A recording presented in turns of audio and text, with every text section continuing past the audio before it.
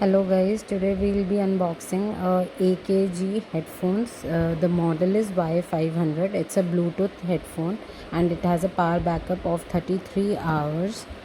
So what is in the box is we have the headphones, we have an audio cable through which you can attach it to any device, your phone, laptop, anything, and a USB cable which helps in charging of this device, and pouch so that your this headphones can be dirt free.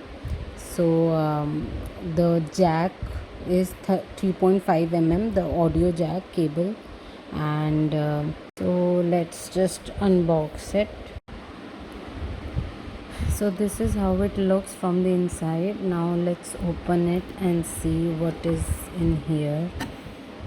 So it comes with a USB cable. It's a B type USB cable. As you can see, it's a B type USB cable, and it comes with an audio cable.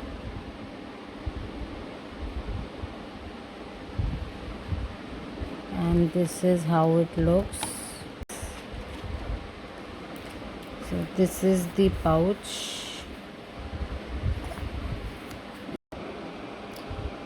So let's look closely to the features. This is our right headset and this is our left headset. So what all these buttons do, this is in the off state right now. If I slide it in the middle, then it gets on. This is the point where your device is on and you can connect it with the Bluetooth device. I've already connected it to this device. So if I off this and of this, then there's a white light and I enable the Bluetooth of this device and it gets connected. So the blue light indicates that your device is connected with your headset is connected with the device. If you want to pair it with any other device, you have to scroll this button further down. When you scroll this button down, it will be available for connection with any other device. So these are the volume controls button on the left headset, plus and minus. You just have to scroll this upwards for plus and downwards for voice low. And this is the play button. You can use it for play and pause. Moreover, if there's any call, you can also press this button to attend the call. If in the call you want to mute the call for any reason, you can use this button to mute or unmute the call.